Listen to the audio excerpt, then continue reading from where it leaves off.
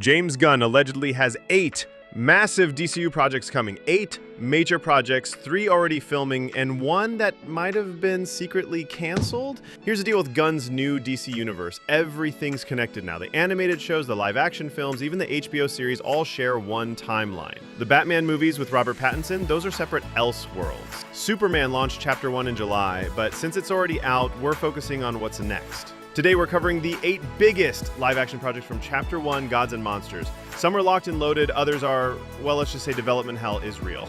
Supergirl. Supergirl hits theaters June 26, 2026. This one's basically done. They wrapped filming in May, and it's deep in post-production. Millie Alcock plays Kara Zor-El, and this isn't your typical hopeful superhero story. Gunn calls it a hardcore version based on Tom King's acclaimed comic Woman of Tomorrow. Here's the twist. Unlike her cousin Clark, who grew up safe on Earth, Kara survived Krypton's destruction and spent years on a fragment of the dying planet, watching everyone around her die. She's cynical, jaded, and literally enjoys visiting planets with red suns so she can lose her powers and get drunk. The plot follows her 21st birthday journey across the galaxy with Krypto the Superdog. Yes, the same Krypto from the Superman movie. They meet young Ruthie, who suffers a tragedy that sends Supergirl on what Gunn describes as a murderous quest for revenge. It's being pitched as a cosmic revenge saga. Jason Momoa shows up as the intergalactic bounty hunter Lobo, complete with his signature word, Bastich. This marks Momoa's transition from Aquaman in the old DCEU to a completely new character in Gunn's universe. The casting reportedly came after Gunn was blown away by Momoa's take on the ultra-violent space mercenary. Craig Gillespie directs with Ana Noguera writing, the same writer who's also crafting Wonder Woman for the DCU. This is confirmed, funded, and coming whether you're ready or not. Lanterns. This wrapped filming in July and should hit HBO early 2026. Kyle Chandler plays veteran Green Lantern Hal Jordan. Aaron Pierre is rookie Jon Stewart. And Nathan Fillion shows up as the abrasive Guy Gardner. But here's the twist. This isn't a space opera. It's True Detective with power rings. The premise? Hal and John investigate a murder in rural Nebraska that seems isolated, but connects to a sinister cosmic threat. Chris Mundy from Ozark is showrunning, with writers including Damon Lindelof and comic legend Tom King, crafting what Gunn calls a detective mystery that spans Earth and space. Here's where it gets interesting. Gunn said what the Lanterns discover will be hugely important to the overarching DCU story and will reveal the major villain that eventually menaces the Justice League. Fan theories point to the Center, a prehistoric cosmic entity from DC's New Frontier comics, especially after casting news mentioned a paranoid conspiracy theorist character. The supporting cast includes Kelly MacDonald as a local sheriff, plus Jason Ritter and Garrett Dillahunt in mysterious roles that hint at government cover-ups. We're also getting Ulrich Thompson as the legendary Sinestro, presumably still a Green Lantern at this point before his eventual fall to the dark side.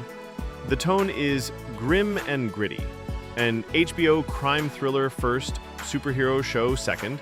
Think serial killer vibes mixed with X-Files conspiracy, all leading to a discovery that sets up the DCU's next phase. This one's locked in, and looking like prestige television that actually matters to the bigger story. Waller. Now we hit our first problem child, the Amanda Waller series. Viola Davis returns as the ruthless spy master who can make government officials wet themselves with a phone call, but this show's been a mess. Originally planned for 2024, then 2025, now maybe 2026. Gunn admitted in August, some things have moved really fast, and some things not so fast.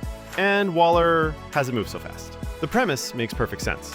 It picks up after Peacemaker Season 1, where Waller's illegal Task Force X program got exposed by her own daughter, Leota Adebayo.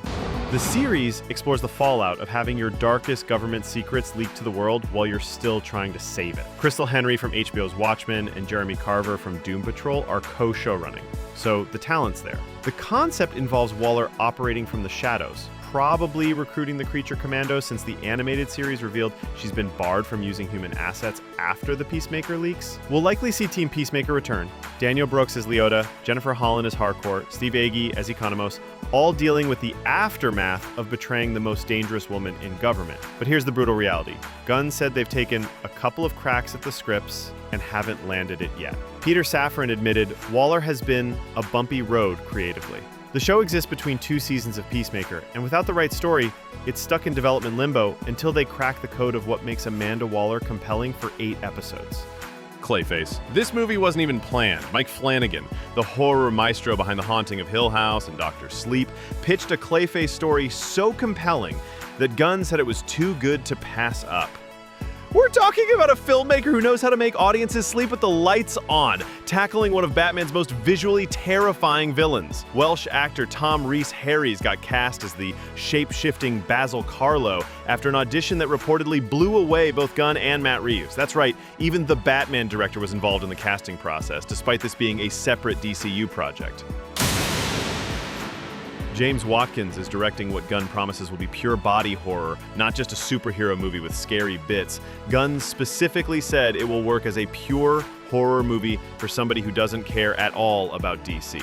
Think The Thing meets tragic Hollywood monster story with Basil Karlo as a horror actor who literally becomes the monsters he portrays. The script reportedly blends the original Golden Age Clayface, an actor driven mad, with the classic Matt Hagen version who gains actual clay-like shape-shifting powers. Imagine body horror sequences where a man's flesh melts and reforms into nightmarish shapes, all while maintaining the psychological tragedy of an artist destroyed by his own ambition. Here's the kicker, Clayface already appeared in the animated Creature Commandos series, voiced by Alan Tudyk. Gunn confirmed this establishes the character in DCU canon, even though Tudyk won't carry over to live action. The September 11th, 2026 date is widely reported, and with this creative team locked in, this looks like the DCU's first genuine nightmare. The brave and the bold. The DCU's Batman movie has a fascinating premise and one major problem. It doesn't have a script yet. Andy Muschietti, who directed the It films and The Flash, is attached to direct what could be the most unique Batman film ever made. The concept adapts Grant Morrison's acclaimed Batman run, where Bruce Wayne discovers he has a 10-year-old son named Damian, who becomes the new Robin. Gunn calls Damian our favorite Robin and a little son of a... And he means that literally. Here's what makes this different. Damian was raised by his mother, Talia al Ghul, and the League of Assassins. This isn't some tragic orphan learning to be a hero. This is a child who's already a trained killer, completely uninterested in Bruce's no-killing rule. The movie's heart will be Bruce trying to mentor this deadly 10-year-old into being an actual hero rather than a pint-sized assassin. But this Batman isn't starting fresh. Gunn confirmed the DCU will feature an established Dark Knight with a full Bat family already active. Dick Grayson is Nightwing, Tim Drake, possibly Cassandra Cain. This suggests we're skipping the origin story entirely and dropping into a Gotham where Batman's been operating for years. The problem? Muschietti confirmed in 2025 that they're still working on the story and tone, and a script doesn't exist. An initial writer apparently moved to a different DCU project when their draft didn't work out. Without a finished script, casting the new Batman and Robin remains on hold. The good news is this Batman will interact with the broader DCU, unlike Robert Pattinson's separate version. We might see Bruce Wayne meeting Superman, joining the Justice League, or dealing with cosmic threats alongside gods and aliens. But release-wise, we're looking at 2027 at the earliest, assuming they crack the script soon. Swamp Thing. James Mangold, writing and directing Swamp Thing, should be a slam dunk. The Logan director tackling DC's premier horror character for what Gunn promises will be the DCU's darkest entry, except there's one significant problem. Gunn admitted in mid-2025 that Mangold hasn't delivered a script yet and has been distracted with his billions of movies. This includes projects like Indiana Jones 5, plus whatever else is keeping one of Hollywood's most in-demand directors busy. The concept remains tantalizing. Dr. Alec Holland's transformation into the plant elemental Swamp Thing, told as what Gunn calls a very dark horror story, exploring the character's monstrous origins. We're talking about a creature feature that dives into body horror, environmental themes, and the supernatural side of the DCU that we haven't seen yet. Mangold's involvement suggests this won't be campy B-movie horror, but prestige horror cinema. Think The Fly meets environmental thriller, where a brilliant scientist becomes something that challenges the very definition of humanity. Swamp Thing's mythology connects to mystical elements like the Parliament of Trees and the Green, potentially setting up magical characters like Constantine or Zatanna down the line. This film is positioned as the capstone of Chapter 1, Gods and Monsters, meant to showcase the monsters part of that equation. But as a chapter finale, the lack of a finished script from such a busy filmmaker raises questions about whether this ambitious horror project can meet its intended role in the DCU timeline. Gunn keeps insisting it's not canceled, and that he's spoken with Mangold about the project.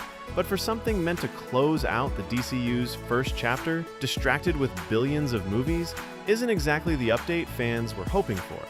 Booster Gold! The time-traveling glory hound gets his own show, and it just got a major creative upgrade that could make this the DCU's secret weapon. David Jenkins, creator of the cult hit Our Flag Means Death, was hired in July 2025 to write the pilot and serve as showrunner. This is massive news because Gunn had put Booster Gold on hold earlier, admitting his initial drafts weren't quite what I want them to be. Apparently, those early scripts came from Danny McBride and his Righteous Gemstones team, but that version didn't satisfy Gunn's vision. The concept is perfect for both Gunn's humor and Jenkins' sensibility. Michael John Carter is a nobody janitor from the 25th century who steals advanced technology, a Legion flight ring, power suit, and his AI sidekick Skeets.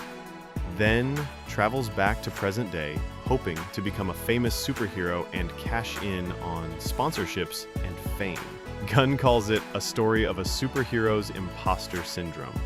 Booster's arc involves learning what true heroism means while initially being motivated by completely selfish reasons, which is comedy gold in the right hands. Now here's the casting rumor that won't die. Kumail Nanjiani as Michael John Carter. Multiple sources reported this. Kumail's been spotted hanging out with Gunn at events, and crucially, Gunn hasn't denied it, despite debunking other casting rumors. When Hollywood executives don't deny a casting rumor, that's usually confirmation. The timeline possibilities are endless. Booster knows future history, so he might reference how the Justice League forms, what threats are coming, or even spoil his own heroic development. Plus, there's potential connection to the Legion of Superheroes, since Booster's tech is Legion-derived, and Gunn confirmed the Legion exists in his DCU. With Jenkins writing and possibly Kumail starring, this comedy series could be the DCU's Guardians of the Galaxy. Irreverent, heartfelt, and unexpectedly important to the larger story. Sergeant Rock. Last but definitely not least, Sergeant Rock. The World War II project that keeps getting rebooted faster than a Windows computer. Originally, acclaimed director Luca Guadagnino was set to direct, with Colin Farrell starring as the grizzled sergeant leading Easy Company against Nazi forces. This version was reportedly a more grounded war drama. That iteration got shelved in May 2025, with both Guadagnino and Farrell's involvement ending. Then rumors swirled about Daniel Craig potentially replacing Farrell under Guadagnino's direction, which would have been fascinating given Craig's action credentials. But by June, Gunn confirmed Guadagnino was off the project entirely, saying it needed to change a little bit creatively. But here's what makes Sergeant Rock intriguing in the DCU context.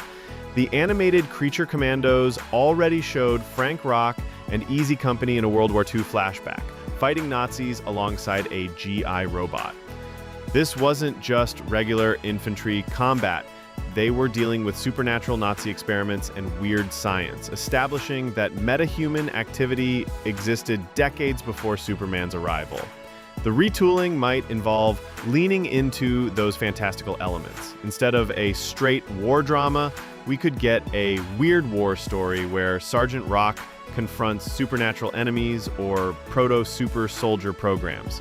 Given Chapter 1's Gods and Monsters theme, Rock encountering actual monsters in 1940s Europe would fit perfectly. Gunn said in June, they're in a pretty good place with the retool, but no new director, writer, or cast has been announced. The character's canon status is locked in thanks to Creature Commandos, and chronologically, this would be the DCU's earliest storyline, potentially explaining how weird science and metahuman research started. Whether the new version keeps the wartime setting or goes full supernatural horror remains to be seen, but Sergeant Rock isn't dead, just completely changing direction. Lightning Round secondary projects. The Authority, Gunn's passion project about ruthless superheroes who believe the ends justify the means. Problem is, it's been on the back burner since February and might be the mystery DCU project that got canceled after 3 failed script drafts. Paradise Lost, Game of Thrones with Amazons on Themyscira. HBO series exploring Wonder Woman's home centuries before Diana's birth. Political intrigue, Greek gods, Amazon civil wars. Gunn said it's developing really well as of late 2025. The DCU is simultaneously the most planned and most uncertain comic book universe ever attempted. At least Gunn's being honest about the chaos. Which project are you most excited about, and which one do you think will actually happen? Drop your predictions below. I have a feeling we'll be updating this list pretty frequently. If you enjoyed diving into Hollywood's beautiful mess of superhero development, subscribe for more deep dives into the projects that might exist someday. Thanks for watching, and see you next time!